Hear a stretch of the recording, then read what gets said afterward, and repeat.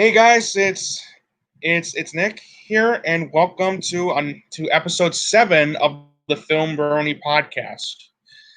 I'm as always your host Nick Canino, and with me is the guy that created this podcast. So introduce yourself. Hey guys, and welcome to episode 7 of the FilmBrony Podcast, the show where two guys like me talk about movies, even under this whole quarantine that's going on. Yeah, So yeah, we have a lot to get through today, like some classic movie reviews, some current movie reviews, a cup a couple of Watch Mojo lists, and our own our own list that we compiled together just for the sake of this podcast. yep. And it's gonna be one heck of a show. So hope you guys enjoy. All right, as always, let's just start with some good Blu-ray bronies, some Blu-rays that I recently picked up. And as always, there's a lot of Blu-rays I picked up, so let's just get started. First up is David O. Russell's American Hustle. Yeah, One of right. one of my favorite movies of 2013. I know some people find it overrated, and that's fine. It's not Goodfellas' masterpiece, but it doesn't need to be. It's a great movie for what it is. Yeah. Next is Ron Howard's space epic Apollo 13. That's a great movie, one of the best space movies ever made. Next is a John Carpenter cult classic Big Trouble in Little China. Great movie. Next is this year's superhero film. Well, not exactly a superhero film, but Birds of Prey. I really enjoyed that movie a lot. Michael Mann's Collateral. A great movie. This shows on why Michael Mann is such a great director, despite Black Hat, but that's a different story. Okay.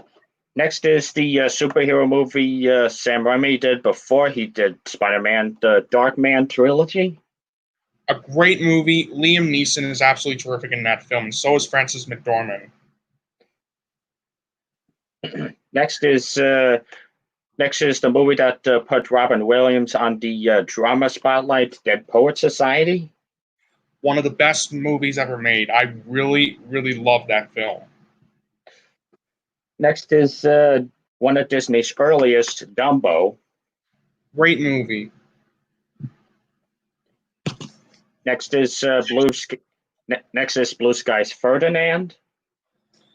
It was all right, but still nice.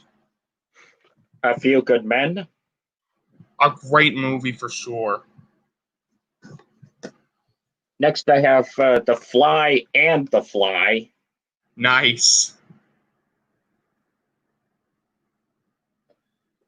Last year's hit, Ford versus Ferrari.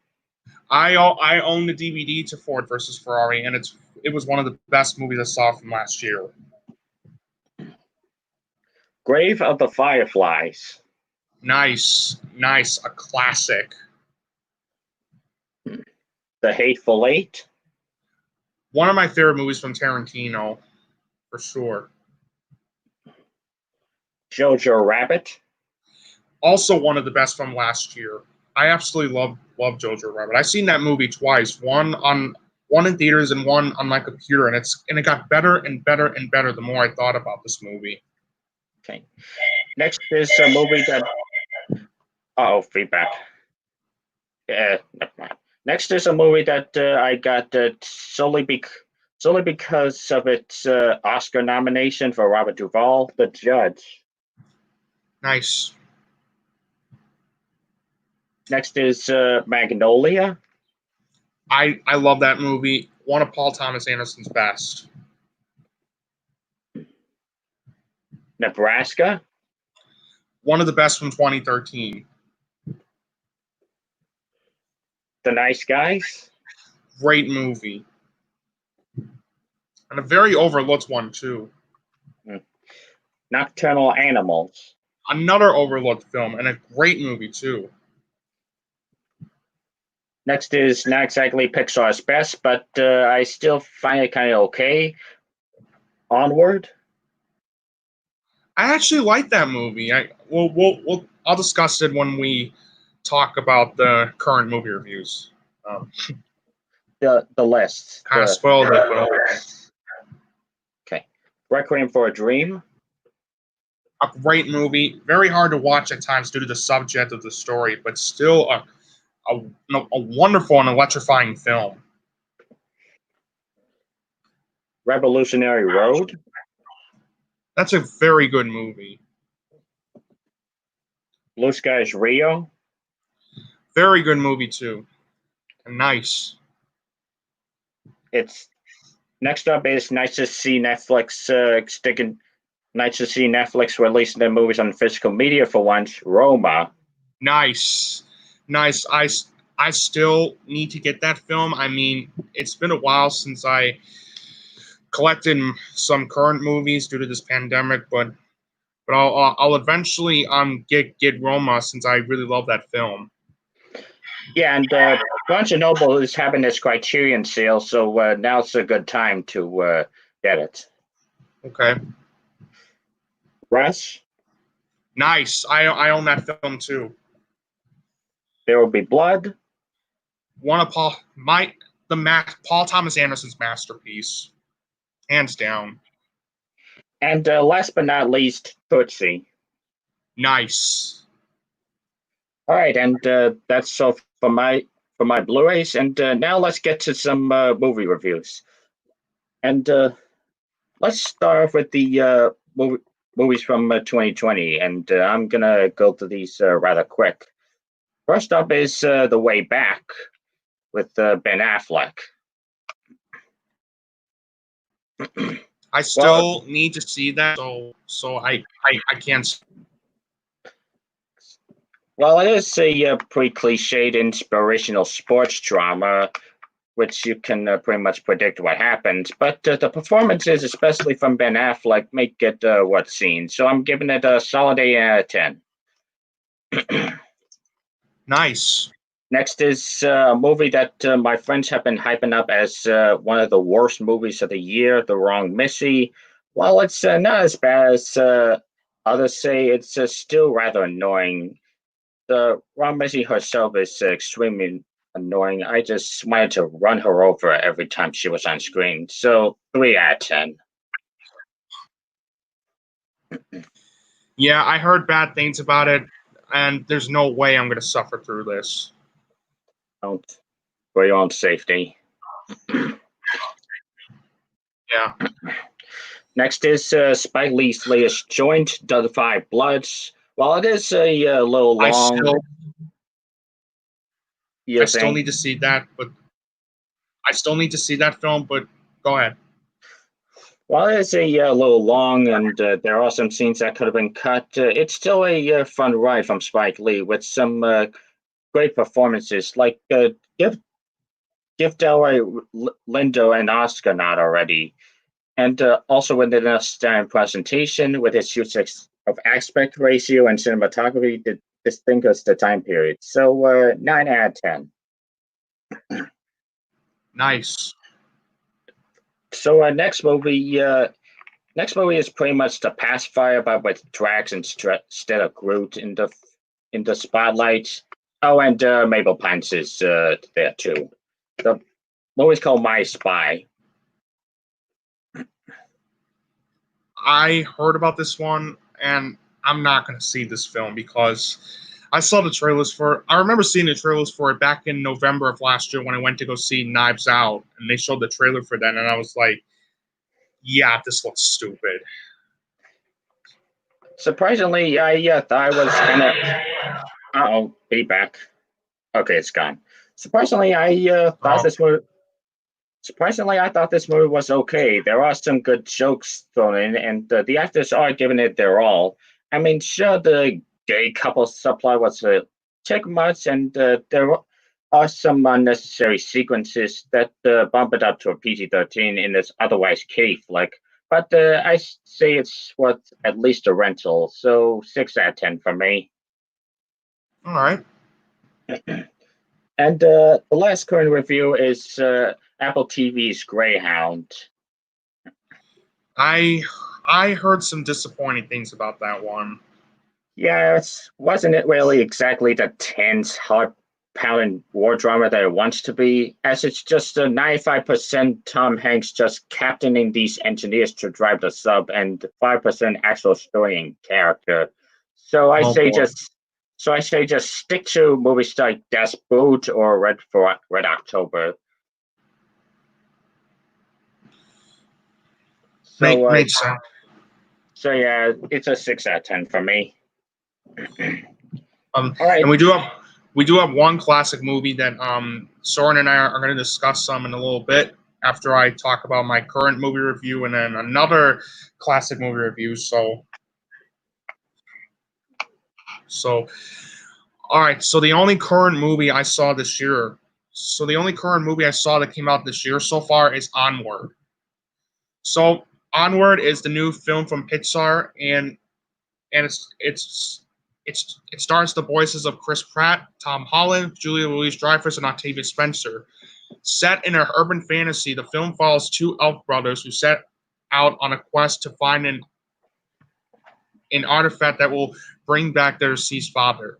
Now, I really like this movie so much. I really liked it. In fact, I think this is one of the better movies I've seen in 2020 so far. However, I won't say that. However, I don't think it's one of Pixar's best, because the film does suffer through its predictability and cliches, and at times the film does have a couple of pacing issues here and there, but that's really it. I really liked Onward very much. Although predictable, I still found the story interesting. The script I thought was very good. The directing was great. The animation, okay, we kind of expect it from Pixar, but really, is there even even if a Pixar movie is bad, you can't deny that their animation is great. And with Onward, this still continues. This proves my point. The animation is absolutely spectacular. And we kind of expect that from Pixar, as I stated before. The voice acting is terrific too, especially from Tom Holland and Chris Pratt, who are both terrific in this movie, who are both terrific as the voice of the two elf brothers. And the chemistry that they had in the film, I thought was very spot on. And Julia Louis-Dreyfus, who plays the mother of the two elf brothers in the film, she was great in the film. Octavia Spencer especially was great as the Manticore. She was great.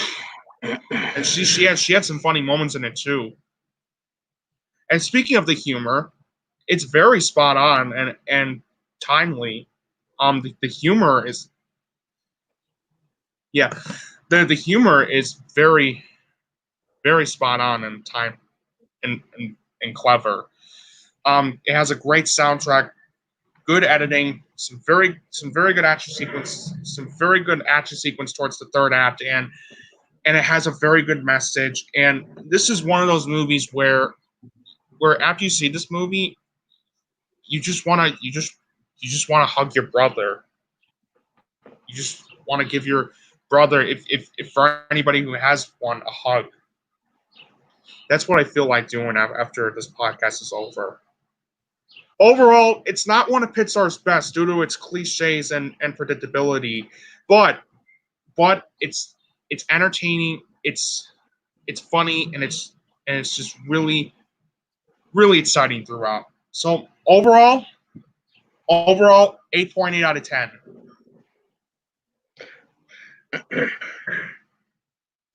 All right.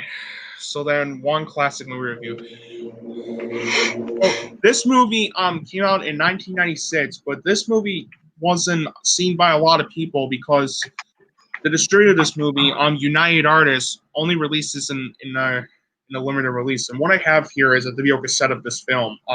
So this classic movie I'm talking about is called It's My Party. I've never even heard of it until now. Go on. All right. So It's My Party is from the director of Grease, Randall Kleiser, and which he wrote and directed this movie. It's My Party. And although fictionalized for dramatic purposes, it is inspired by the 1992 farewell party that Randall Kleiser attended since one of his friends was dying of AIDS.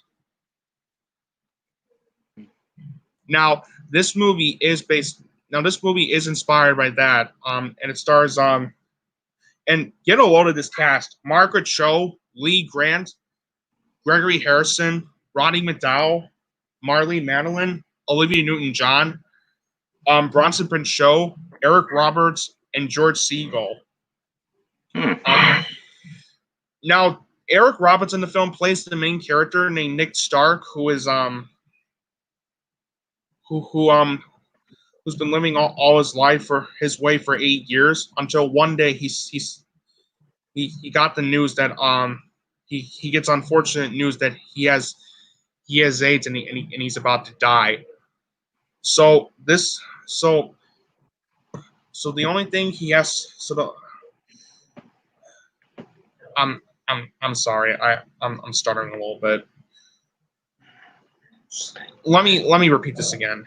So the film is based on the true events of the death of Harry Stein, accomplished by architect and designer who was actually director Kleiser's ex-lover. Stein's actual farewell party was held in 1992.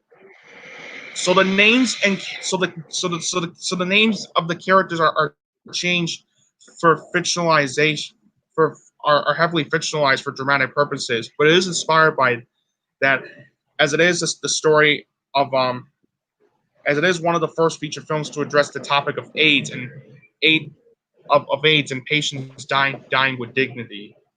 Keep talking. I'll be back. Okay, so now with that movie, you're like how are they going to make this work? Well, they did, because It's My Party is one of the most now I'm aware the movie got mixed reviews from critics. Like, so far it's sitting at a 47% Rotten Tomatoes, and I could see their point, because it does take a little while to get going.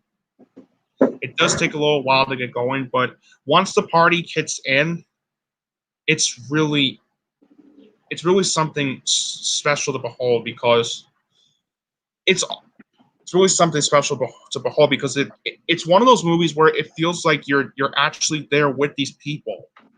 So, yeah, the film does have a couple of pacing issues, and it does take a little while to get going, but once it does, it's worth it. All the acting is absolutely terrific, especially by Eric Roberts, who, in my opinion, gives out his best performances. He plays the main character, Nick Stark, and it does take a lot of getting used to with his character, but once it does take a lot of getting used to with his character. So, yeah. All actors are great too, especially by Margaret Cho, Lee Grant, Gregory Harrison, Roddy McDowall, and Bronson Pinchot and George Segal. They're all terrific in this movie, especially George Segal, who plays the father, Nick Stark, in the film. He's great too. And since this release in 1996, this was also marked the second film that Olivia Newton-John starred in that was directed by Randall Kleiser, with the first one being Grease.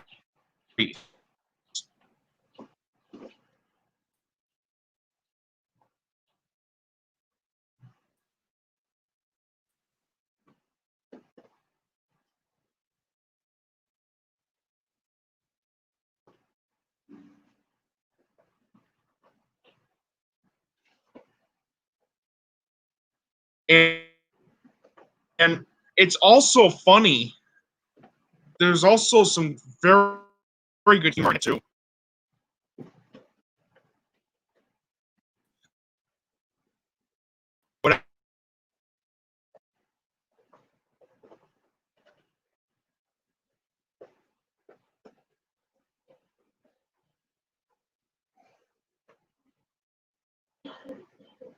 times, but most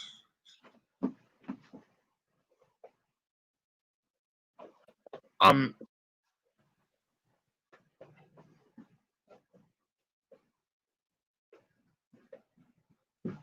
it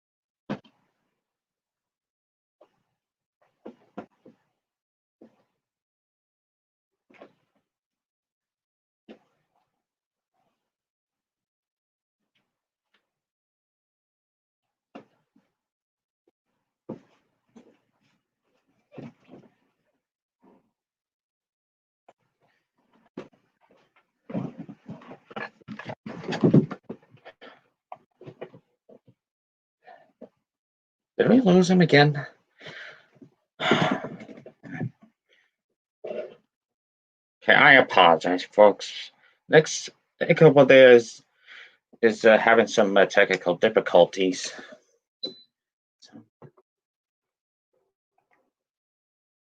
So until he gets back, let me just go over my first classic movie review.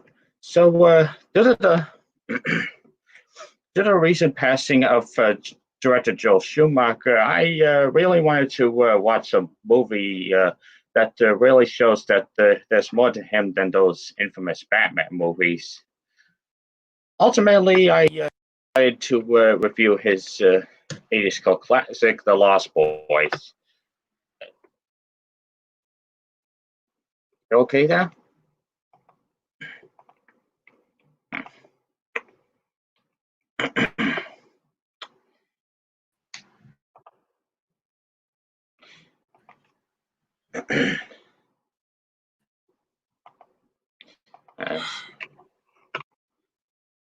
Again.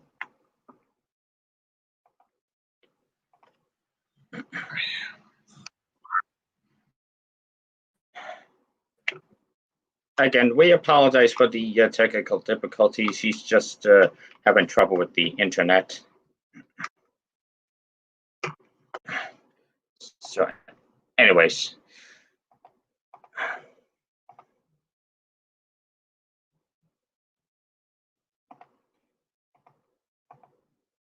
Anyways, back to The Lost Boys. I gotta say, it's pretty easy to see why it's regarded as an underrated horror thriller from the 80s. Joe's direction does give this movie the feeling that's both intense and somewhat comedic in all the right ways. The performances are killer, especially Keith Sutherland, who I'll just say right now, he should have been nominated for Best Supporting Actor at the Oscars. And I really dug the production design and cinematography, which really complements the whole horror feel. And I mentioned the soundtrack. I feel like everyone knows about the soundtrack by now. So if you're looking for a thrilling good time, definitely seek this one out if you haven't already. So yeah, it's a 10 out of 10. And as for my final classic movie review, is a movie that I've been interested in for the longest time, ever since it was first I first heard about it in the ever since I first heard about it in 2011 or 2012. Michael Fassbender and Steve McQueen's movie Shame. And I recently saw this movie, and wow, this movie left me speechless. I mean, not since seeing Joker in the cinema last year have I ever seen a movie that's both that's a roller coaster of emotions and takes us deep into the life of an empty man trying to find satisfaction in his life and failing in the worst way. Michael Fassbender gives one of the best performances of the 2010s decade, as there are several moments where he doesn't say a single word, but all he had to do is look at the expression on his face, and you know every single thought that comes to his mind. And I feel like the opening 10 minutes alone with him at the subway, I feel like it's better be studied in film school as a prime example on how to tell a story, not with dialogue, but with everything, but visually. With the acting, cinematography, music, direction, etc.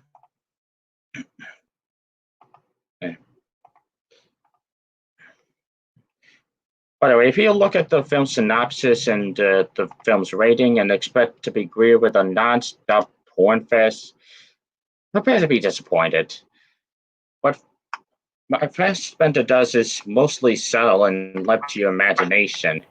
The action is presented on screen is uncomfortable and unflinching as opposed to steamy and horny. But if you're one of those people who's uncomfortable with on-screen sex, you can easily skip it and not miss a thing in the story. I understand why most people may not have heard of this movie, but I'd say if you're interested in making movies as a profession, and if you're over 17, I'd say check this movie out and see why the people who have seen it praise it like hell. And the fact that Transformers 2 and The Boss Baby have more Oscar nominations than this masterpiece is just embarrassing. So overall, Shame gets the 10 out of 10.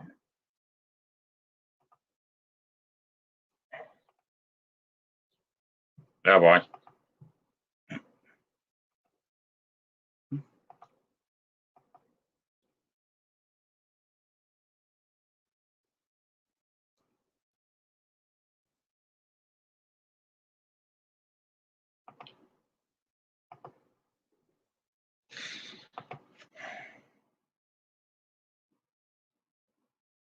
Again, our apologies for the unexpected technical difficulties. Nick will get here as soon as he can.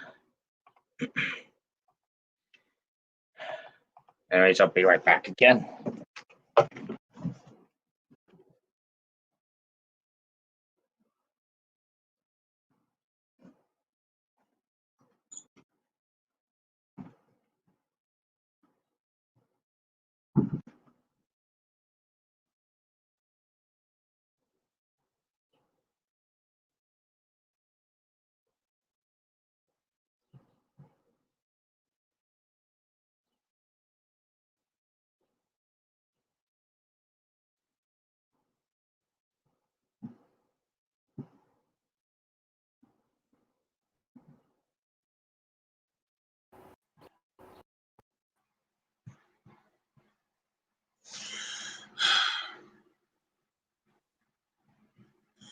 So what I was trying to say,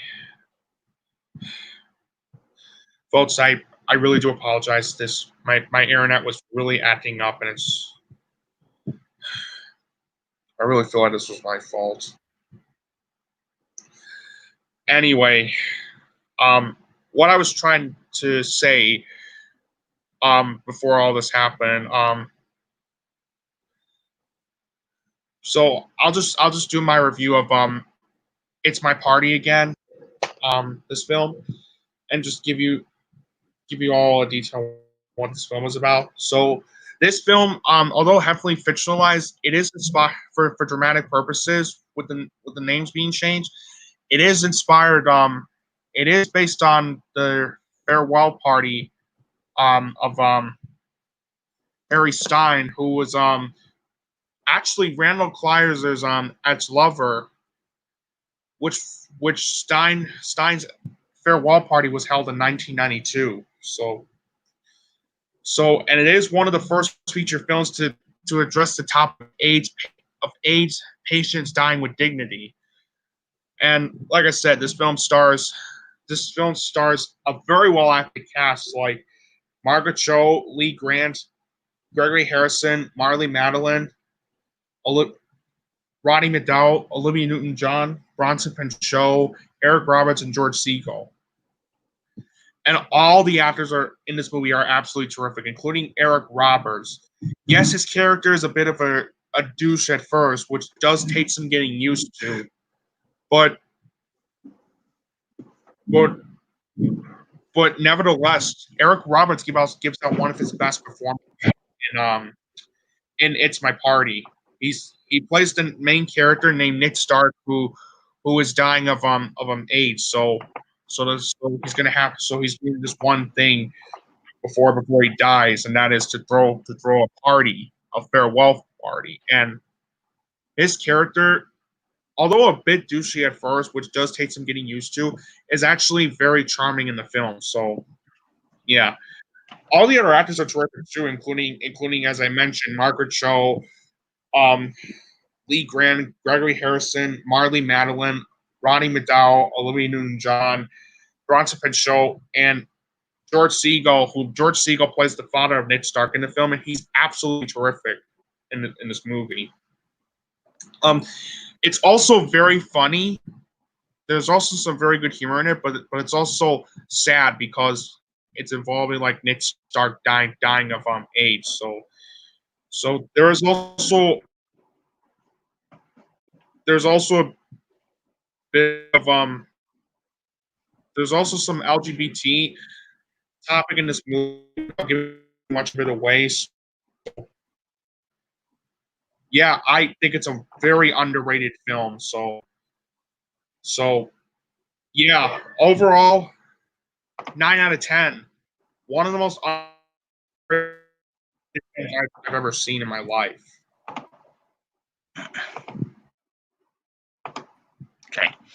And just so you know, while you were gone, I did go over my two classic movie reviews, The Lost Boys, directed by Joel Schumacher, and Steve McQueen's Shame.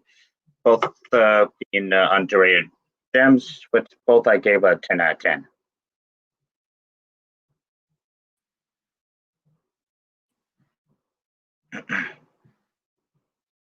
Hello?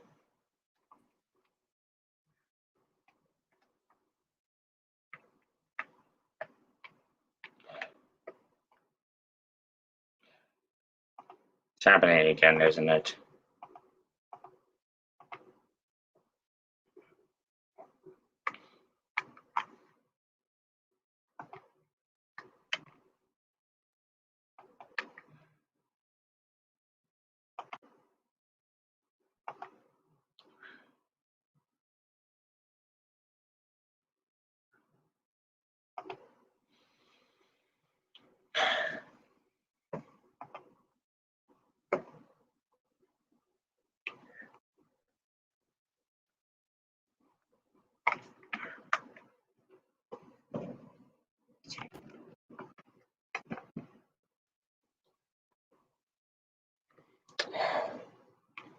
Well, since he's gone again, I might as well get to my Watch Mojo topics. One of them being the top 20 actor injuries you actually see in the movie.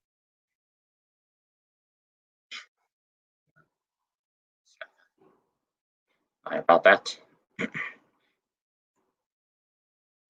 Okay, so let's read this. There's a reason that looks so real. Welcome to Watch Mojo, and today we'll be counting out our picks for the top 20 actor injuries you actually see in the movie. For this list, we'll be looking on real on-set accidents that were intentionally left in the film. What you see, what you get, even if you weren't supposed to. Number 20, Tom Cruise, Mission Impossible Fallout. At this point, we're starting to think that Tom Cruise has been replaced with a stunt-performing robot. He's inhuman.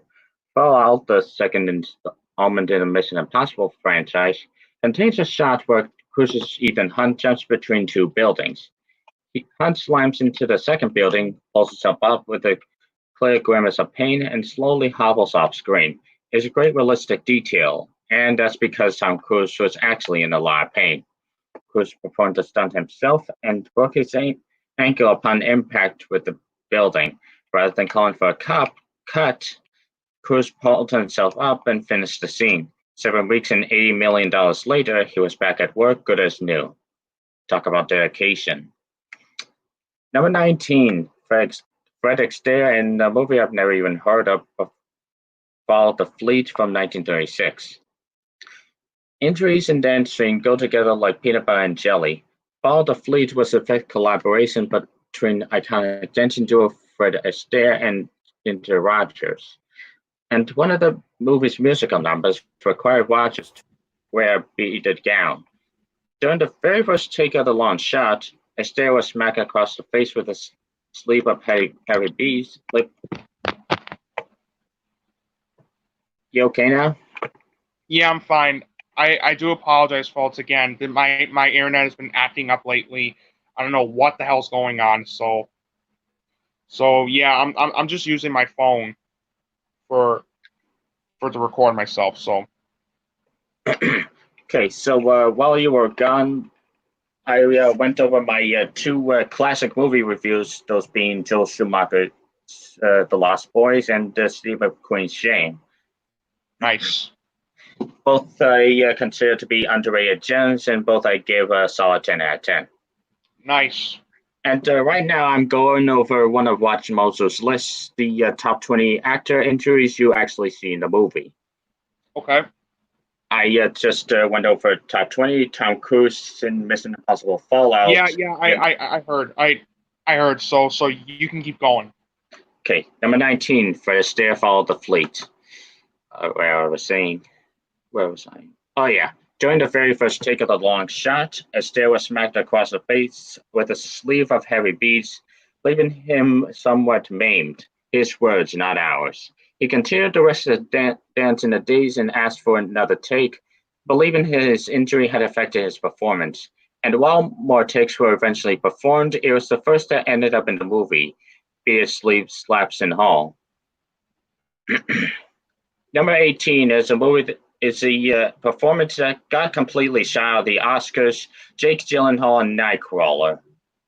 He should have been nominated. That still angers me to this day. Yeah, and instead you nominate Bradley Cooper in American Sniper and Steve Carell, who was nominated in the wrong category for Nightcrawler.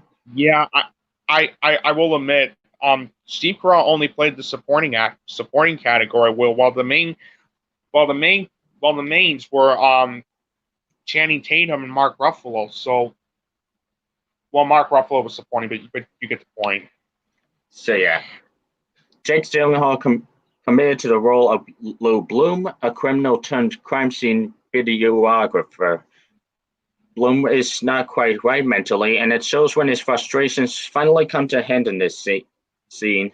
He's lost out on an important story to a competitor, and he's clearly stressed and angry. He takes his anger out on his bathroom mirror, screaming at it, shaking it, and eventually slamming his shot, breaking it. If this scene looks a bit too real, that's because Gyllenhaal got really into it and smashed the mirror by accident, slicing through his thumb in the process. He apparently needed upwards of 40 stitches, but the sound the mirror was breaking was left in the final version of Nightcrawler. Number 17, Aaron Burstyn, The Exorcist. In one of the most famous scenes of The Exorcist, a possessed Reagan assaults her mother, Chris, and slaps her across the room, resulting in Chris screaming in distress. It wasn't acting. That's the scream of a back injury that caused lifelong pain. To film the sequence, a stuntman was needed to forcefully pull actress Ellen Burstyn onto her back using a wire. Burstyn told director William Friedkin that the stuntman was pulling too hard and she feared for her safety, but Friedkin didn't listen. On the next take, Burstyn injured her back and screamed in pain, which is a take you see in the movie. The injury wasn't debilitating, but it did leave Burstyn with a lifetime of back discomfort. Number 16, Diane Kruger in *Inglourious Bastards*. Oh, I remember that performance. That was wow. In A Tale of Nazi Killing Bastards, things are bound to get dangerous, even for the actors involved. German movie star Bridget von Hammersmark, played by Diane Kruger, is actually a spy for the good guys, something that doesn't go over too well with Christoph Waltz, Nazi Colonel Hans Landa. When the Jew hunter confirms his theory, he lunges at Miss von Hammersmark and chokes the life right out of her. It seems like Kruger's acting here is on point, but the truth is she actually can't breathe because of the scene's importance, the danger involved, and the fact that he had a very specific vision in mind. He not himself strangled Kruger with his hands used in the close-ups. Number 15, Harrison Ford, The Fugitive. Harrison Ford. One of the best action movies. One of the best action movies, honestly. And I own that movie. Harrison Ford is one of those actors who doesn't let a mere limb hold him down. And if that means his character walks with a limp throughout the movie, then his character walks with a limp throughout the movie. When filming the scene in the woods, Ford tore some of the ligaments in his leg. Well, this should be cause for surgery recovering significant filming delays. Ford simply soldiered through and refused to treat his injury. And owing to the fact that Ford was filming with torn ligaments, his character Richard Kimball can be seen limping throughout much of the movie. He's clearly taken the phrase "walk it off" to heart. Number 14 is a movie that I'm kind of polarized about. Jim Caviezel and The Passion of the Christ. Yeah, I am too. Playing Jesus Christ in Mel Gibson's biblical opus sounds like a role of a lifetime, and that role went to Jim Caviezel. Unfortunately, Caviezel went through absolute torture while filming this movie. He suffered migraines from his swollen eye makeup, incurred a lung infection and pneumonia, dislocated his shoulder while carrying the 500-pound cross, and was even struck by lightning while filming the Sermon on the Mount sequence. During the last sequence, Caviezel was accidentally whipped across the back on 2 separate occasions, a pain he describes as so horrific that it can't get air. Suppose that's the one way to get a great reaction shot. I will say that as polarizing as this movie is, I will say that Jim Caviezel does give us all playing Jesus through the final 12 hours of his life. I will give him that. Anyways, number 13, Daryl Hannah, Blade Runner. Yeah. Oh, that's a great movie. She may be playing an android, but Daryl Hannah is still very much a human. In fact, she proves on the set of Blade Runner. Hannah plays basic pleasure model Chris, and in one scene she encounters genetic engineer J.F. Sebastian in a rainy alleyway. She's surprised and scared, so she bolts. But as she's running away, she slips and breaks a car window. This was in fact not scripted. Hannah actually slipped on the wet pavement, and her arm actually went through a real glass window. But she managed to stay in character for the rest of the scene. That's even more impressive when you find out she chipped her elbow in 8 places. Number 12. Nice. Number 12, Michael J. Fox, Back to the Future 3.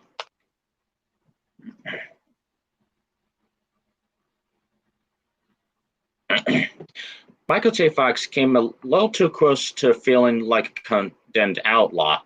When Marty arrives in 1885, he is immediately hanged by Mad Dog Tan. While most of the white shots were performed by a stuntman, we do get a brief shot of Fox clearly struggling for breath.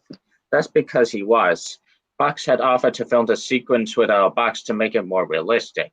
Unfortunately, he mishandled the noose and ended up actually hanging himself. The crew believes that he was given the performance of his career, when in actuality, he was just dying in front of everyone. Fox ended up passing out on the news, and that's when director Robert Zemeckis realized he wasn't acting.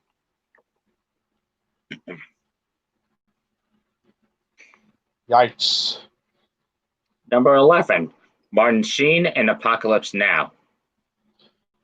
I remember the movie. It's one of the best war films of all time, and it's very brutal because of its like content. But man, is it one of the most powerful films ever made, or what?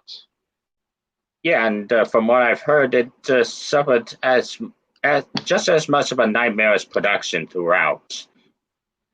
But we won't get to that here. Anyways, to introduce us to Captain Benjamin Willard, on scene shambles around his shag-on hotel room, drunk as a skunk.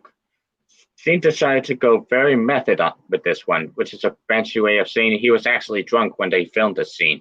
That's probably why he thought it would be a good idea for him to punch a mirror. Of course, as this proves, he sought to break a mirror and not cut yourself. And Sheen indeed sliced open his hand in the process. But he kept going, rolling over his bed and smearing his blood all over the sheets and his face, and ultimately ending the scene bloody, drunk, naked, and sobbing.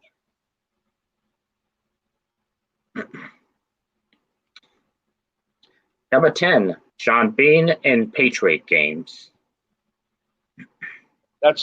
I really love Patriot Games, and Sean Bean absolutely delivered a terrific performance in that film.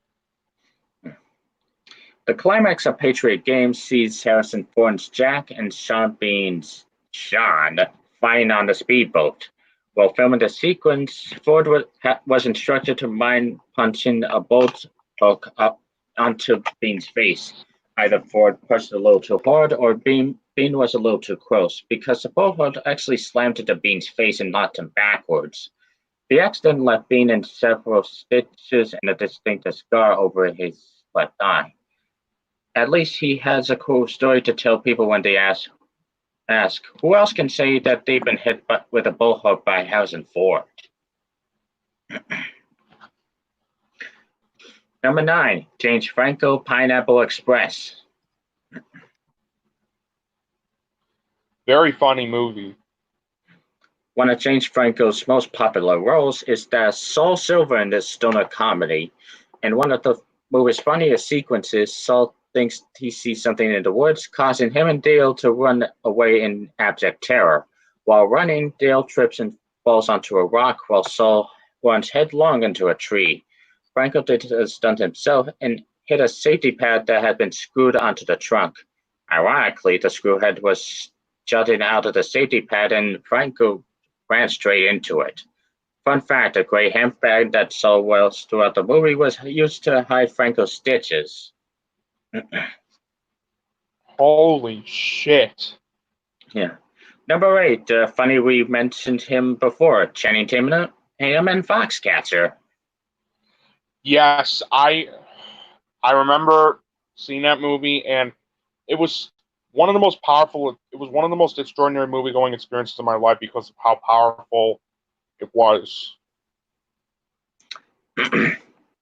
Yeah. When he was playing Olympic wrestler Mike Schultz, Channing Tatum tried to be as authentic as possible, and in this case, that meant destroying a mirror with his face. By this point of the film, Schultz is feeling the mental strain. After losing an important match, he paces around his hotel room, hitting himself angry and crying. The most intense moment comes when he stands in front of the mirror and proceeds to smash it with his head 3 times, shattering it and cutting his forehead in the process. Though he was actually bleeding and came within inches of hitting a stud in the wall, Tatum finished the scene beautifully, and he claims not to remember filming this at all. Honestly, that's really strong for Channing Tatum to do so, and that's honestly why, in my opinion, he gives out my favorite performance of his career so far. Number 7, Steve Carell, The 40-Year-Old Virgin. One of the funniest movies of the 2000s, and Steve Carell is absolutely terrific in that film. So, you were saying? This the chest waxing sequence is now iconic, and part of the magic stems from its realism.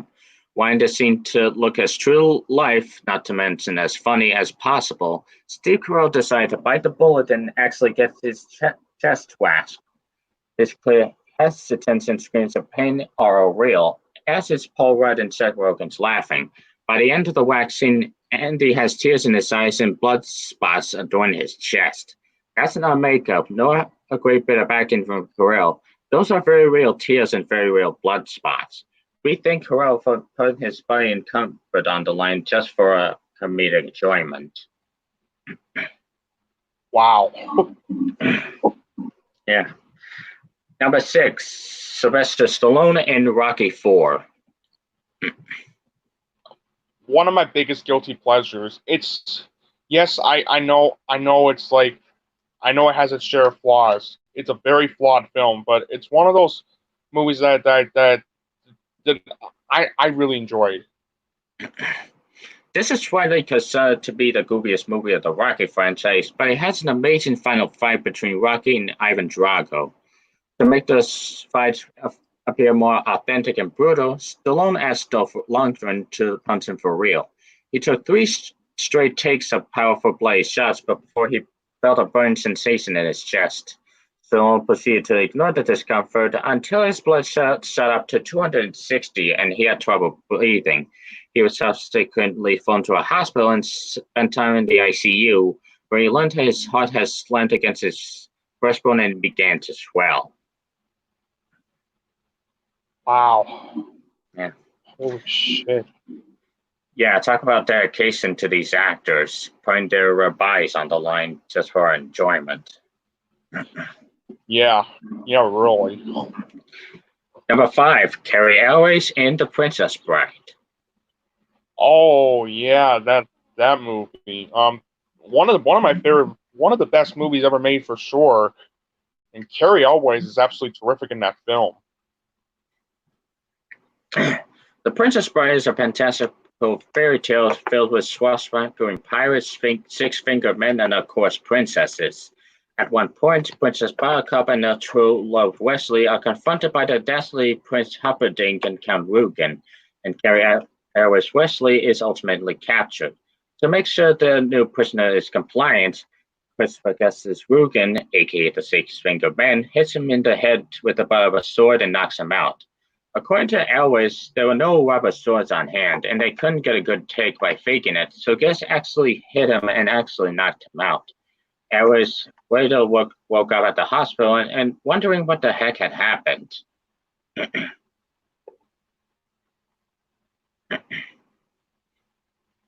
Number 4 is an actor that is the epitome of putting his body on the line, Jackie Chan in Police Story. Oh yeah, I've heard some stories about that. So, Police Story contains one of the most insane Jackie Chan stunts, and that's really saying something. It involves Chan jumping onto a metal pole, sliding down a series of lights, and crashing through a glass ceiling onto a display below. Chan was actually very hesitant to perform the stunt and was ecstatic following his successful completion. But once the immediate adrenaline wore off, Chan realized that the skin on his bones actually had been peeled away. The hot prop light had significantly heated the metal pole, resulting in second-degree burns to Chan's hands. All things considered, we think we got pretty lucky. Number 3. Yeah, really. Number 3, Sylvester Stallone in Rambo: First Blood, the first one. Right. I know which one you're talking about. That's one of the best action movies I've. Okay, well, maybe not that much of an action, but it's just that's one of the best that's one of the best Stallone movies I've seen. So. In movie badass John Rambo's first outing, our titular protagonist, played by Sly, is being pursued by abusive Hope Washington Police Department. The chase eventually leads to a cliff where Rambo is hanging on for dear life, about to be shot at by a cop in a helicopter. With no other options, Rambo takes a blind leap, tumbles through the trees, and lands on a tree branch.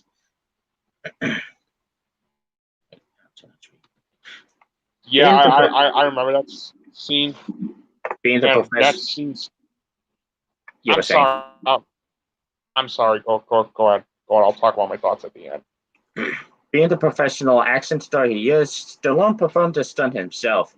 However, things didn't go as planned. The painful scream you hear when he lands is not acting. When all was said and done, Slot walked away with a cracked rib, but an amazing stunt performance. Okay, now you can speak. Okay. Yeah, I remember seeing that performance, and I remember how much I was on the edge of my seat when that happened. So it was intense. Yeah. Number 2, Leonardo DiCaprio in Django Unchained. That was one of the most menacing performances I've ever seen. Like, and one of the best performances of Leonardo DiCaprio. So Here's another Tarantino movie, but this time the director didn't personally enter his star.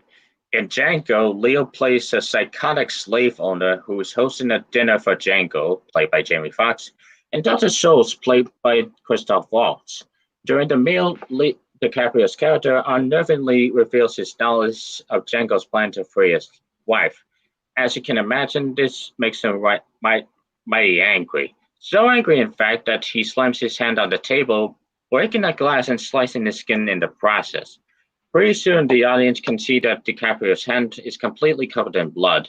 But like a true thespian, he gives an amazing performance and uses his injury to his advantage.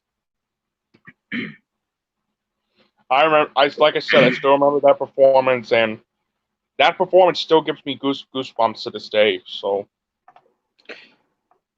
but in a good way. Yeah. And now for some honorable mentions. An extra hit gets hit down below, The Last Samurai. A stormtrooper hits his head, Star Wars, surprises not higher. Yeah, I'm surprised too, honestly. Yeah. Gianni Russo cracks 2 ribs and an elbow, The Godfather. I remember that scene too. George Clooney smacks his head, Syriana. Oh yeah. And Ben Affleck twists his ankle, dazed and confused. I remember that scene. I remember that scene too. Wow. Okay, yeah. Number 1 is Viggo Mortensen in The Two Towers. Oh yeah, that's. Go ahead. In the second Lord of the Rings film, Viggo Mortensen returns as Aragorn with a performance as powerful, emotional, as raw as that in The Fellowship of the Ring. One of the most visceral scenes comes at the beginning of the film. Angry at the thought that his hobbit friends might be dead, a rage-filled Aragorn kissed a helmet on the ground. After doing 4 takes of this shot, Viggo broke 2 toes on his 5th take, meaning that screen heard in the finished film is very real. Even so, Viggo kept working, and director Peter Jackson said he didn't even realize his star was injured until much later. He just thought Viggo had given it his all. Wow, and I remember that scene. It was one of the most powerful scenes I've ever seen. Okay. And that's it for that list. And I have 2 other watch most lists to go over, but we'll save that for later. But for now, is it just me, or does 2020 suck? Dude, you have no idea. You have no idea how much I've been just suffering. Yeah, so much. it sucks much worse in the history of sucking. Okay, yeah. Anyways, apologies for that crappy impression. As as you don't know, that was an impression of Butthead. Yeah, Yeah, yeah. I was doing a pretty crappy impression. My Uh, apologies, folks. uh, just is it just me or does 2020 suck? Yeah, yeah. It sucks more than in the history of sucking. Yeah, yeah, yeah. It sucks more than anything that's ever sucked before, Beavis. Okay, Yeah, it okay, sucks. okay. We're All not right. gonna do those impressions throughout the entire review. As I you know, can I tell, know, I know.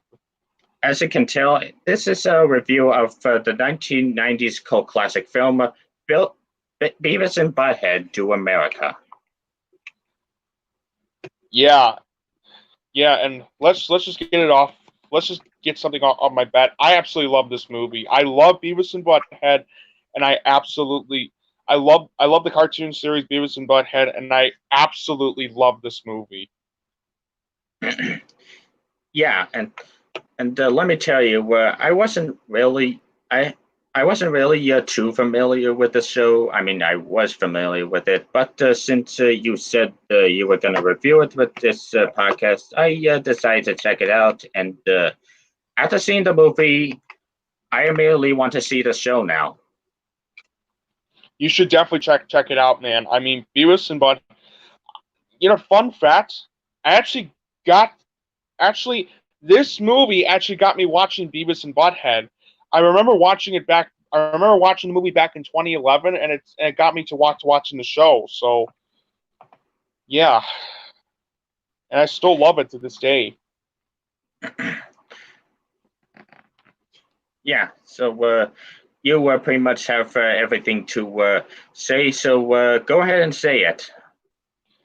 Well, all right. So Beavis and Butthead. The story consists of centers Beavis and Butthead as they travel across the country to retrieve their stolen television set. And but on the way, they meet this guy named Muddy Grimes, and I don't want to give away too much of what happens in this movie, but let's just say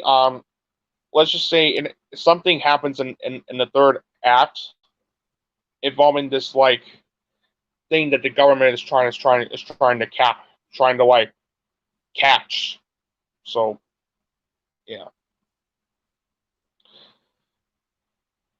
Um, Beavis and Butthead Do America is absolutely one of the funniest and most entertaining films I've ever seen. Entertaining anime films I've ever seen, and this movie shows on why I absolutely love Beavis and Butthead and why I love the creator of the show and the movie, Mike Judge. Um, Mike Judge did a terrific job not only directing this movie but writing it as well. Writing it as well, since this along with Joe Stillman, since the script of this movie is absolutely sharp, and very very well written. And his voice and the voice he does for Beavis and Butthead is absolutely terrific. Terrific. All the other voice acting is very well done too, including Demi Moore, Bruce Bruce Willis, who plays Muddy Grimes in the film, and Demi Moore, who plays Dallas Grimes in the film. They both give out terrific performances, and and the old woman on the plane and bus. I didn't find this out. I didn't actually know this until I looked it up. She's actually played by Cloris. She's actually voiced by Cloris Leachman. Yes, the Cloris Leachman of the Last Picture Show. Really? Yep. Yep. She gives out a terrific performance too, and she has some funny moments in the film too. The animation is absolutely terrific. The humor works very, and when it comes to the humor in the film, it is absolutely spot on, clever, and very very funny. Um, and this movie shows on why I really really love Mike Judge very much. Um, So yeah, I love this movie.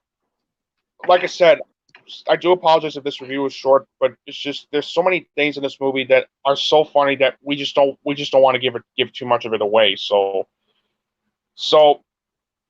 I love Beavis and Butthead Do America. It is one of my favorite animated films of all time, and it definitely deserves a 10 out of 10.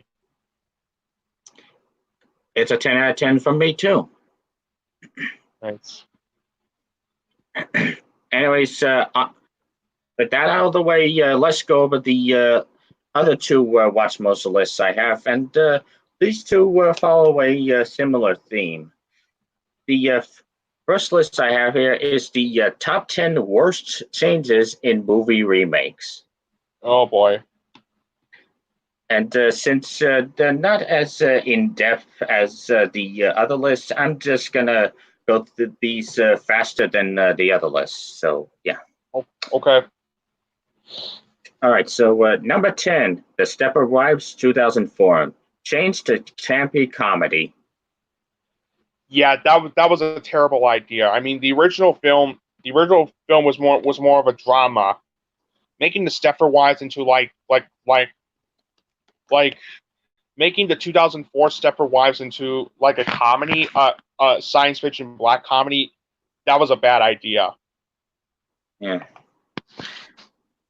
Okay, yeah, number 9. I do know this movie is bad, but it's honest. I honestly have fun with it, and it's actually one of my guilty pleasures. Number 9, Godzilla 1998, changing his Oh. appearance. That movie, I'm glad you enjoyed it, man, but that movie really ruined Godzilla, like for what he was supposed to represent. Like he didn't even look like Godzilla at all. I mean, Godzilla's appearance was awful.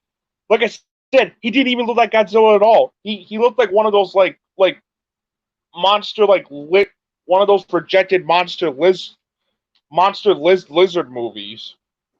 Yeah, and say what you will about the 2014 Godzilla showing little Godzilla, but at least Godzilla actually looked like Godzilla in the movie. Yeah, really. And not to mention the whole subplot of Godzilla being pregnant and birthing out those mini Godzillas. It's just why?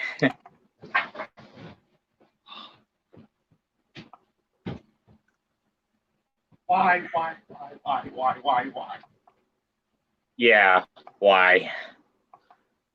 In fact, why even call this movie Godzilla if it has little to nothing to do with Godzilla at all? Yeah, really. Well, then again, it's from the same idiot that brought. It's from the same director that brought us Independence Day and 2012. So I shouldn't be surprised. Yeah. Number 8, I didn't even know this was a remake. Swept Away 2002, removal of political subtext. Oh my God! Oh my God! God, you're very lucky. This was a remake of the original film from Italy from 1974, and let me tell you, this Swept Away remake is one of the worst movies I've seen in my life.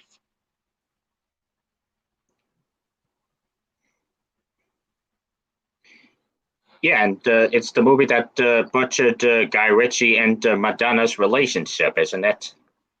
Yeah, and it ruined and it killed Madonna's career, like acting career. Like after this movie, after this movie, she no longer acted in movies.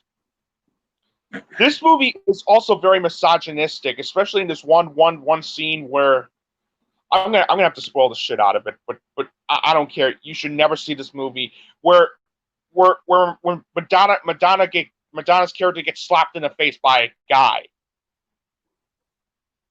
Where a guy slaps Madonna's character in the face. I mean, yeah, Madonna's character is unlikable in the film, but I'm sorry, slapping Madonna's character in the face. I'm sorry, that goes too far.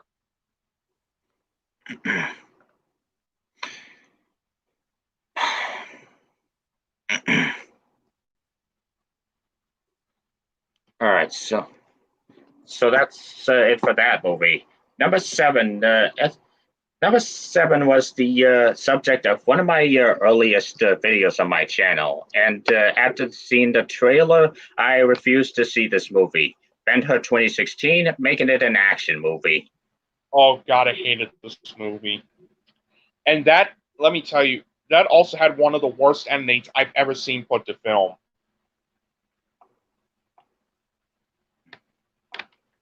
I mean, the whole movie is bad, really bad, but the ending is what will leave you very pissed off. Yeah, and I did hear it's a bit different from the 50s version, isn't it? Very, very different. Like unlike the original version where it was like 3.5 hours long. They decided to cut it down to 2 hours. I mean, I can understand since most people don't. I can understand since some people don't like long movies, but this is just stupid. Yeah, really. Anyways, number six, I Am Legend 2007, ignoring the title. I I didn't even know this was actually a remake. Honestly, I mean the movie was awful, really, really awful. But I actually didn't know it was a remake. Okay, let me just read this blurb to reemphasize.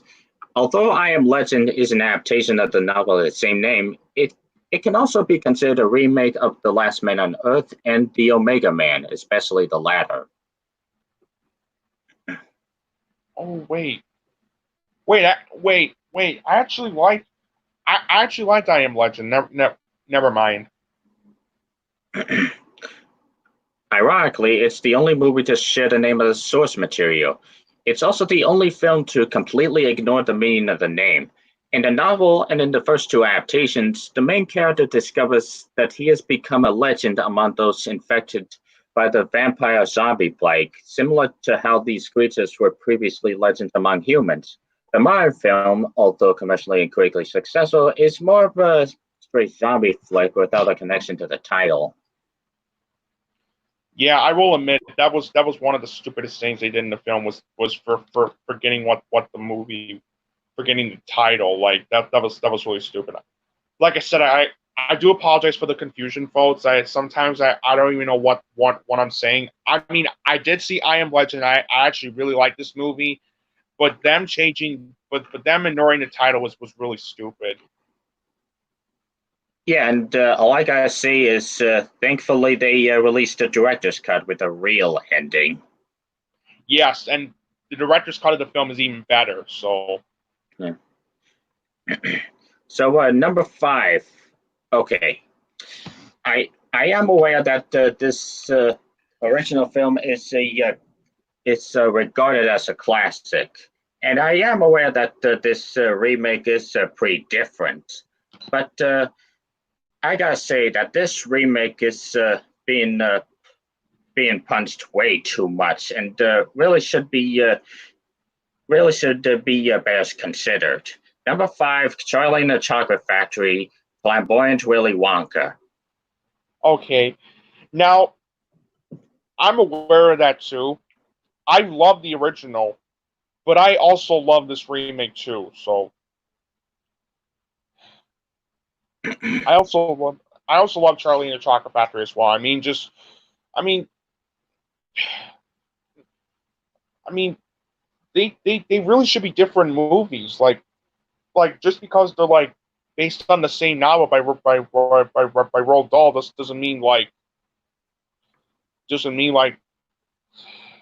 one's one's like the same thing as the other.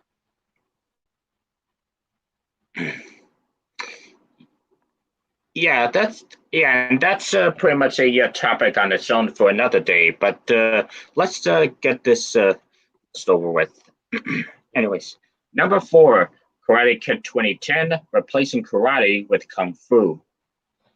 Yeah, that was stupid. And I did see that film, and I actually didn't. I really didn't like this remake. I mean, it wasn't terrible or anything. It was just so mediocre. Number 3, Abraham Lincoln, Planet of the Apes.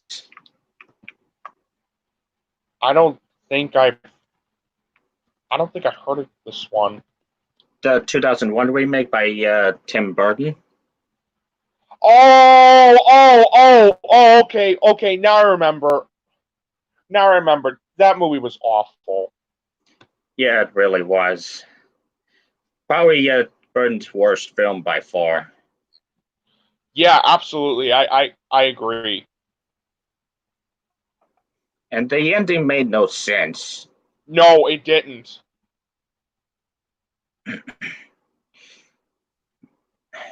Anyways, number 2, I actually thought this was a decent movie. Total Recall 2012. They Don't Go to Mars. Oh God, I don't think why I don't think it was like the worst movie. Well, I don't think it's like unwatchably bad. It was really stupid. It was really stupid, and them not going to Mars in the remake, that was one of the worst decisions they made, honestly. Anyways, as for honorable mentions, post 2006 changed from horror drama to straight up horror. Yeah, I remember that. Clash of the Titans, releasing it in 3D. That was one of the worst decisions they made. The Italian Job, ditching plot and characters. I really liked that film, but I agree that was not a good idea at all. Beauty and the Beast, Gaston tries to murder Maurice. It actually makes sense in the movie when you actually watch it, but yeah. Yeah. And The Upside, remake of The Untouchables, his assistant becomes an unnecessary love interest. Right. And number 1 is probably the worst excuse of a movie remake ever. Psycho 98, Peephole Private Time. Oh my God, that is like one of the worst remakes I've ever seen in my life. I love Gus Van Sant. I mean, Drugstore Cowboy, Good Will Hunting are like some of the best movies I've seen from this guy. I don't know what dragged him to do something like this, but it's just having the Psycho remake being color instead of in black and white. That is absolutely one of the worst decisions they've ever made, that anyone has ever made. Yeah, really. And say what you will about the Lion King remake and the Land remakes being scene for scene, but at least they changed certain aspects to distinguish them from the respective originals. Yeah, I will agree on that, but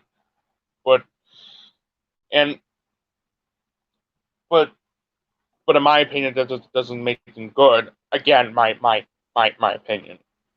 Yeah, it's just your opinion, man. Yeah. Anyways, but honestly, I would rather watch the thing. Aladdin. Honestly, I would rather watch the Aladdin remake and the Lion King remake more than this piece of shit ever again. Yeah. Anyways, on to the last March Mosul list, the top 10 best changes in movie remakes. Okay. Number 10, Ocean's 11, Making It Fun. That I agree with. Number 9, The Ring, better visuals and cinematography. That I also agree with. Number 8, Bram Stoker's Dracula, lavish production. Yeah, it did. It did. Number 7, King Kong 2005, Kong and Ant's relationship. That I also agree with. And the King Kong remake is like one of my favorite remakes of all time.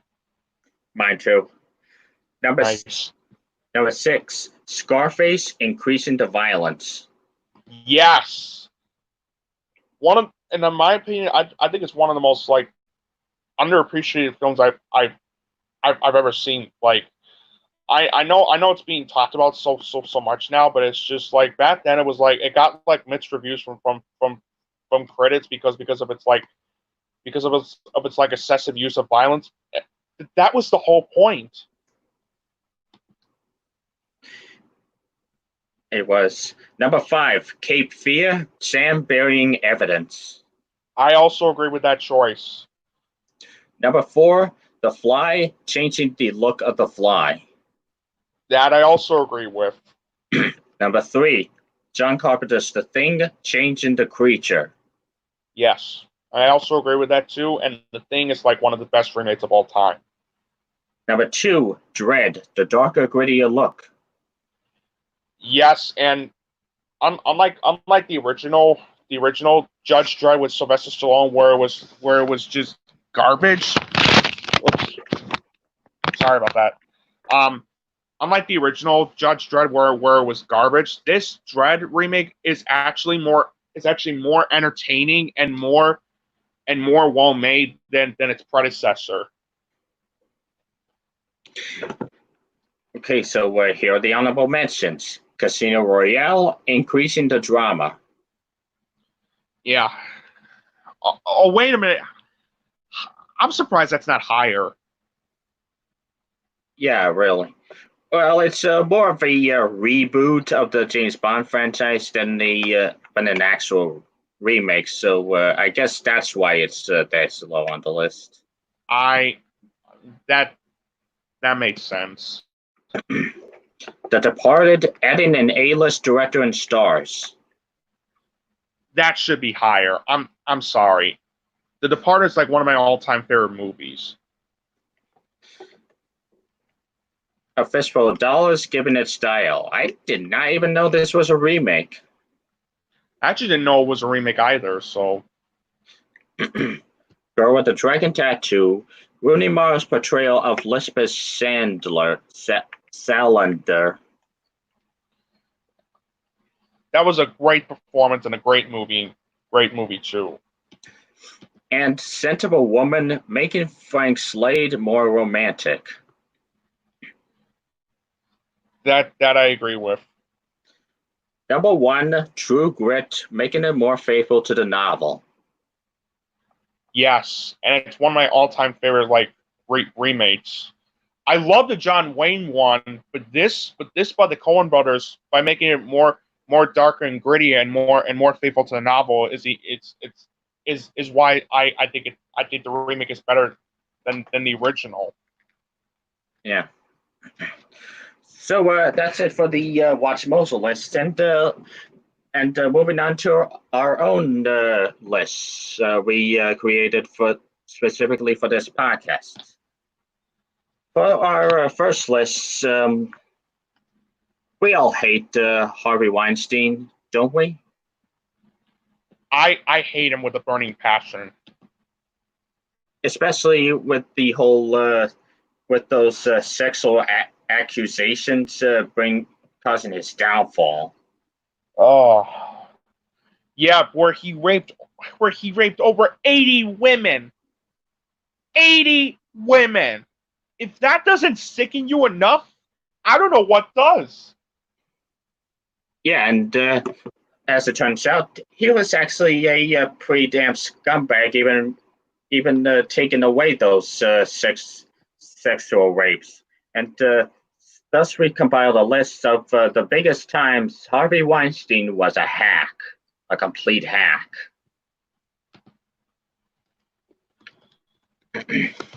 And these aren't in any particular order. Okay, they are in order, but they're not really ranked, by the way. Okay. First off, rushing the current war through post-production.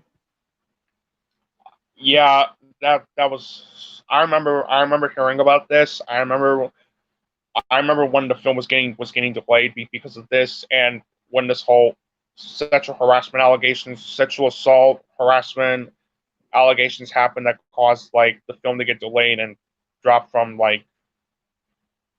I remember when this happened. So. Yeah, and this delay gave the director more time to actually work on the movie even more, causing the release of the current war director's cut last year in 2019. Yeah, yeah. I did see the current war last year, and it wasn't. I remember it was such a disappointment. Given a lot of potential it had, but it felt like a TV movie rather than an actual movie. So I mean a theatrical movie. Yeah. Okay. Yeah. Next one. Now I'm not sure whether or not it was Weinstein's fault for this, but we put it on the list just for the hell of it. Screwing over the Hateful Eight theatrical release. I think because like Star Wars. I think because like Star Wars: The Rise of Skywalker was going to be like Force Awakens. Oh yeah, The Force Awakens. I'm so dumb at times. I think because of the fact that The Force Awakens was like grossing a lot of money, I think that caused like the film to not make as much. But it's just like, come on, but it's, give that film more attention too. So yeah. All right, next one. The English Patient sweeping the Oscars.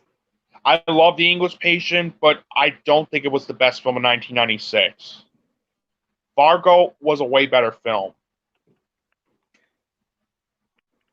All right, next up. Pressing The Quiet American to be nominated at the Oscars before its theatrical release. Yeah, that was so stupid of him to do. Oh. And not to mention that Michael Caine was nominated for Best Actor over Adam Sandler and Robin Williams at his best in 1 Hour Photo. Yeah, that was such a stupid decision. It was. Give those two Oscar nominations. I love Michael Caine, but this is ridiculous. Yeah, really. And speaking of Michael Caine, next up is Michael Caine winning for the Cider House Rules. Honestly, I don't think he deserved that. I really don't think he deserved that. He did give out a great performance in the film. I'll be honest, but it's not best of the year. Tom Cruise, Michael Clark Duncan, Haley Joel Osment, enough said. Yeah, really. And he shouldn't have been nominated over Edward Norton in Fight Club or Lawrence Fishburne or Hugo Weaving in The Matrix or Philip Seymour Hoffman in Magnolia. I agree. Next up is a movie that I'm probably one of the few people who actually really dug this movie, The Reader, back in 2008. I wasn't a fan of The Reader, but I understand why you love this movie. I wasn't a fan of it, but let's just agree that it did not deserve that Best Picture nomination. There is a reason why the very next year they had to do 10 nominations instead of 5. This was the reason. I mean, The Dark Knight was like the biggest film of 2008. A lot of people were hoping that would be nominated for Best Picture, and it wasn't. And it's not just The Dark Knight as well. There was also Doubt. There was Revolutionary Road. There was The Wrestler. There was Wall-E. There was Kung Fu Panda. All those were superior films. Yeah, really. Next up is The King's Speech, 2 years later, winning Best Picture. One of the most overrated films I've ever seen. Just look, not a bad movie by any means necessary. Granted, it's well acted and it's well shot, but it's nowhere near the best film of 2010. Give it to The Social Network. Yeah, Social Network, Inception, Toy Story 3. All 3 of those movies, they might as well tie They might as well give a three-way tie for Best Picture, but nope. Harvey Weinstein.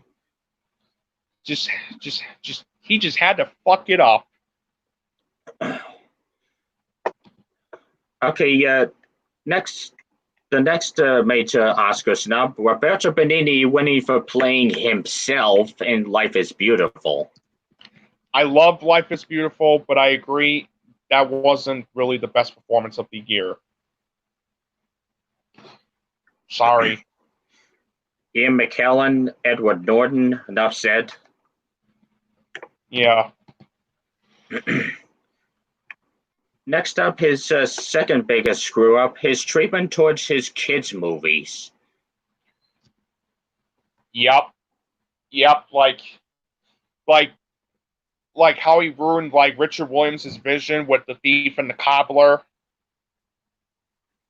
And worst of all, how he decided to make Roberto, and good thing you brought up Roberto Benigni, because how he decided to put Roberto Benigni's film Pinocchio as English dubbing instead of the original, instead of having original like subtitles.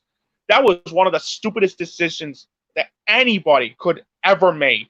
Like, I've seen the dub version of the film, and let me tell you, the dub version in Pinocchio is almost as bad as the dubbing in Little Indian Big City.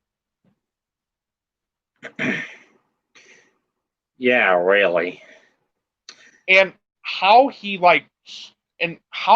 and Bob Weinstein like screwed over the guys that had an idea for. And let's not forget the infamous Escape from Planet Earth. Yeah, and the infamous production trouble. Yeah, Animat pretty much did his own video, so go watch Animat's take on it. He pretty much says it all. Yeah. And number one, his biggest fuck up ever is Shakespeare in Love. Yep. I knew it would be number one, and I'm glad it's number one. That should have never, ever won Best Picture. Yeah, seriously. This American Sniper, I owe you an apology for saying you are the most overrated film I've ever seen, because this is. Yeah. And it's probably the only bad movie to ever win the Best Picture at the Oscars. It is not a good movie at all.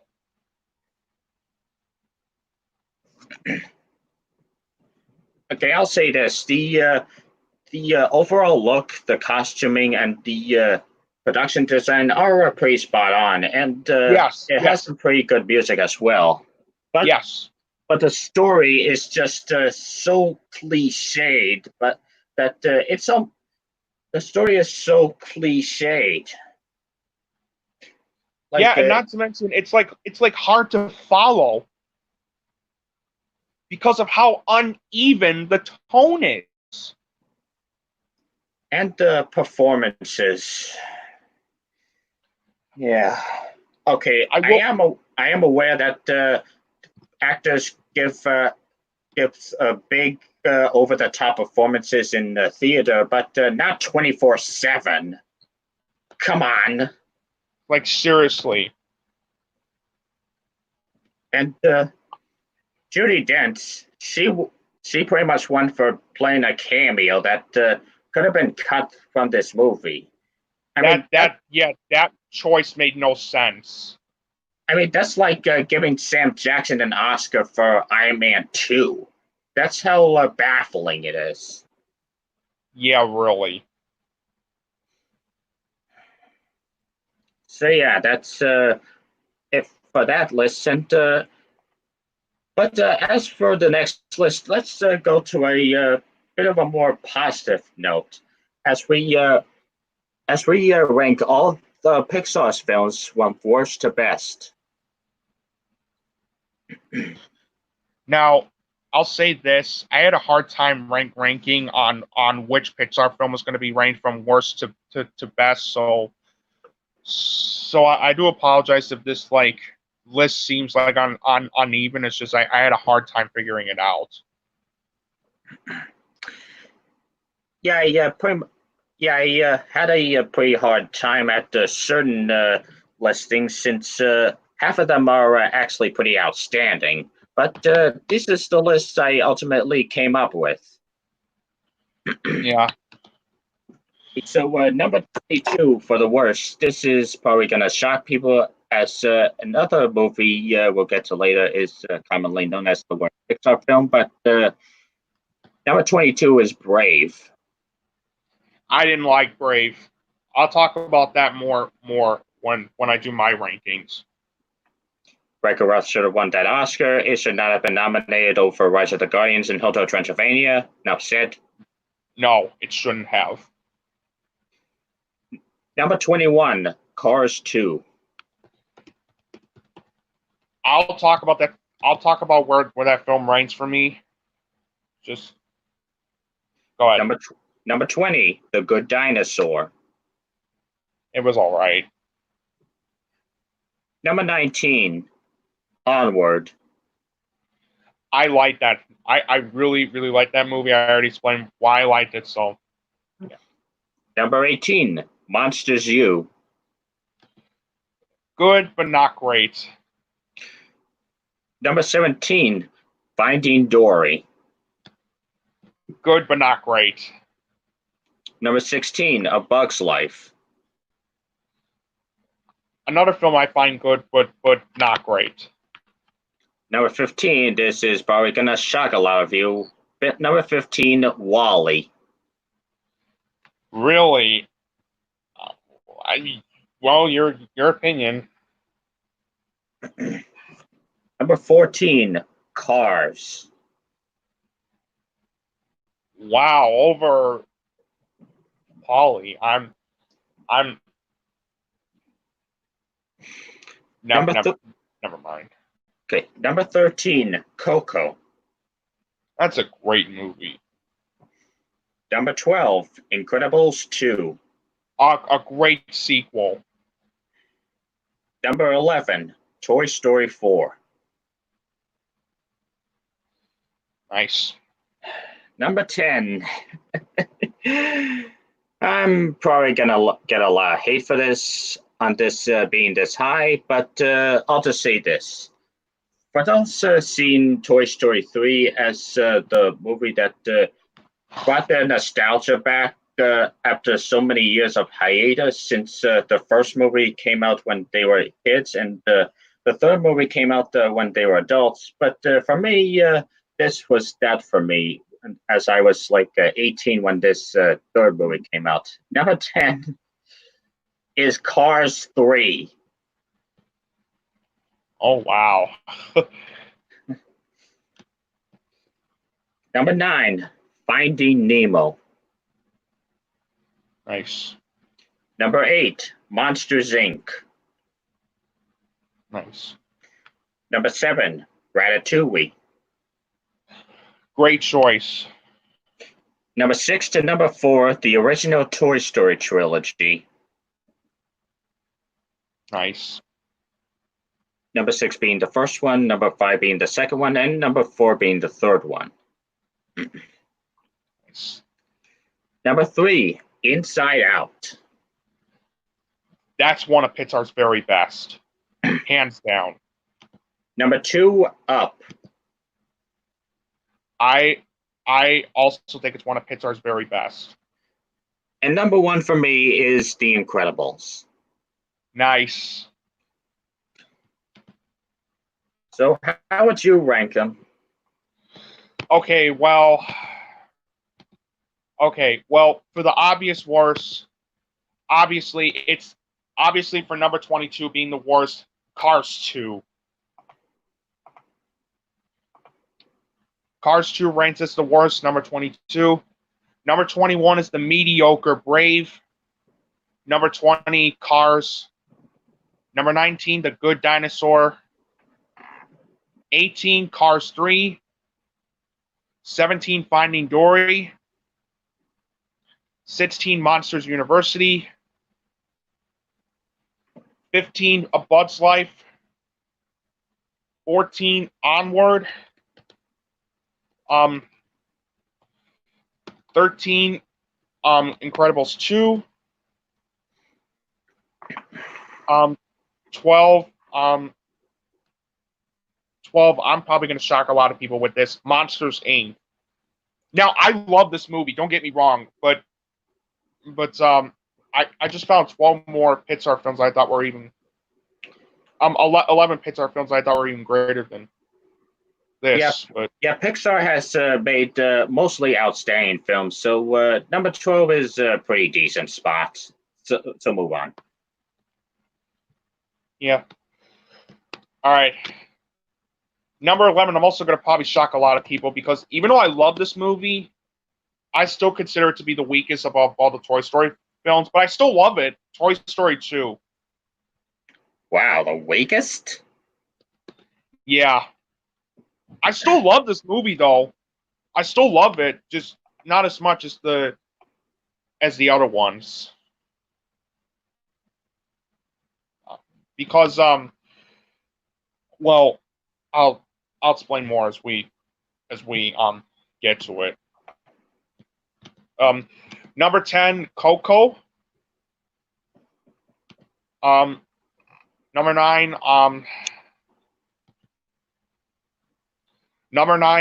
probably going to shock more people with this choice. I love this movie, but I think it's one of Pixar's best movies, but I personally don't think it was the best animated film of 2003. Finding Nemo. Now, don't get me wrong. I still love this movie, but I think, in my opinion, The Triplets of Belleville was the best animated film of 2003. And not to mention, that film is my all-time favorite animated film, The Triplets of Belleville. I still need to see it. I'll see it when I get to it. But go on. Okay. Number 8, another list I'm going to probably shock a lot of people, Toy Story 3. I still love this movie, don't get me wrong, but the next one affected me more than this one. Number 7, Toy Story 4. You see, that film really affected me more than like the third movie because of its very emotional ending, which, granted, we will not spoil for those who haven't seen it. Number 6, Ratatouille.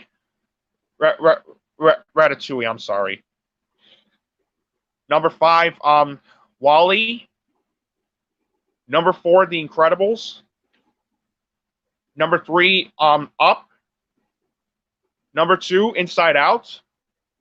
And of course, number 1, the original Toy Story. Pretty respectable list you got there. Thanks. Thanks. Anyways, yours as well. Thanks. You're welcome. Anyways, as for our final topic and our final list, let's continue the theme of ranking the Oscar Best Pictures with the 1990s. Nice. Number 10 is pretty obvious, Shakespeare in Love. Yeah, Shakespeare in Love, really mediocre. Again, great costume design, great cinematography, and great music, but nowhere near the best film of the year. Saving Private Ryan, Truman Show, Life is Beautiful, Big Lebowski, Prince of Egypt. Yeah, The Thin Red Line. Where were those? Where's some love for those movies? Oh, American History X. That's another great one. Yes. And Pleasantville. Yeah. And they all lost to this movie for some inexplicable reason. Yeah, it makes no sense. Yeah. Number 9 is The English Patient. That's also my number 9. I love this movie, but not quite the best film of the year. Yeah, I will say that there's some pacing issues throughout. Do keep it from a 10 out of 10, and I give it a 9. Fargo, on the other hand, is a masterpiece. Yeah, it's masterfully shot, masterfully acted, and the story had me invested throughout the entire film. So I just wish the film wasn't. I just wish the film wasn't 165 minutes and maybe like more like 140 minutes. Yeah. Number 8, Dances with Wolves. That's my number 8 as well. Great movie, but not the best film of 1990. Again, if you want the best film of 1990, Goodfellas. Damn right. Mm-hmm. Number 7, Forrest Gump. I really love that movie. I'll talk about where that ranks for later when I get to my list. Honestly, for me, even though there are some movies that I think are more deserving, like Pulp Fiction, Shawshank Redemption, and sorry, buddy, Lion King, but Forrest Gump is a pretty respectable pick. Yeah. Number 6, Titanic. I also rank it at number 6. Even though I think LA Confidential and Good Will Hunting are better, I'm not too upset that Titanic won. Me neither. It's a great movie. Number 5, Unforgiven. I agree. I so agree with that. Number 4, my all-time favorite Western film, hands down. Number 4, Braveheart. Nice. Number 3, American Beauty. I agree with that pick. Number 2, Silence of the Lambs. My all-time favorite thriller. And number 1 is pretty much just as obvious, if not more so, than the number 10. Number 1 is Schindler's List. Yes.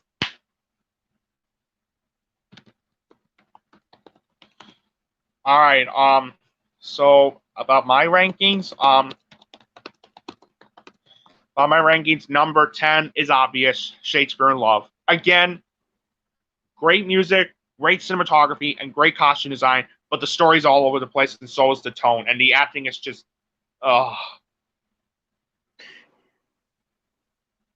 Number 9, The English Patient. The English Patient. I love this movie, but I wish it wasn't 165 minutes long. Maybe cut like 20 minutes of the film down. Yeah. Number 8, Dances with Wolves. I love this.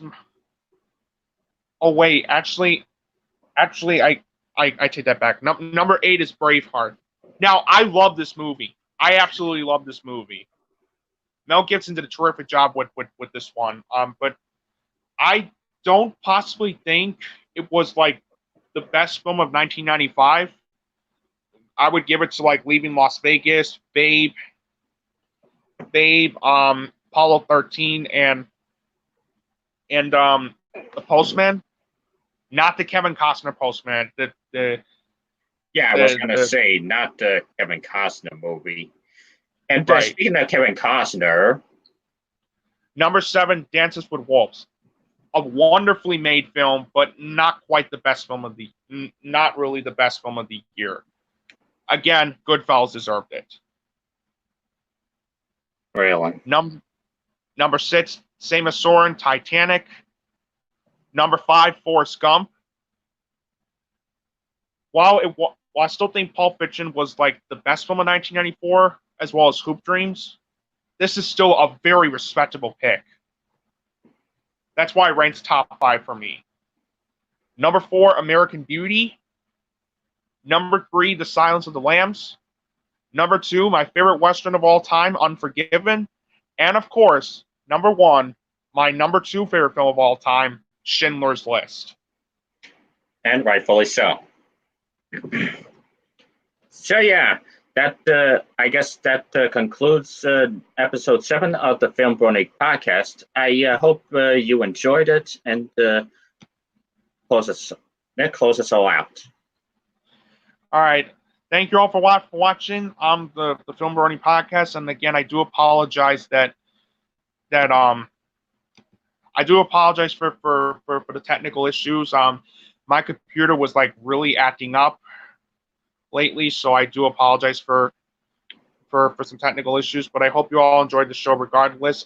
Be sure to subscribe to Soren Saunders, aka FilmBrony, on his Boy Thunder Productions channel. Give him the love he absolutely deserves. And until next time, we meet for episode 8. Hope you all have a great day, and we will see you soon. Bye. Bye.